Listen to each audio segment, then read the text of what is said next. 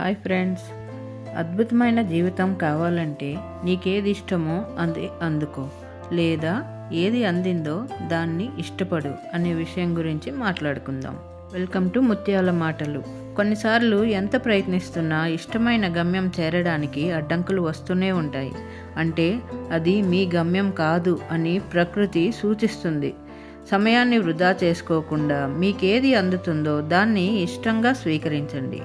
అబ్దుల్ కలాం గారితో సహా 9 మంది ఎయిర్ ఫోర్స్ పైలట్స్ ఇంటర్వ్యూకి వెళ్ళారు. 8 మంది సెలెక్ట్ అయ్యారు. కలాం గారు రిజెక్ట్ అయ్యారు. అది మనందరికీ తెలిసిన విషయమే. ఒకవేళ అక్కడ సెలెక్ట్ అయి ఉంటే అతని పరిధి కేవలం యుద్ధ విమానాలు ఎగిరిన వరకే ఉండేది. అప్పుడు మనకి అబ్దుల్ కలాం గారు ఎవరు అనేది తెలియకపోయి ఉండేది. కానీ అతని సామర్థ్యం అవధులు లేని అంతరిక్షం.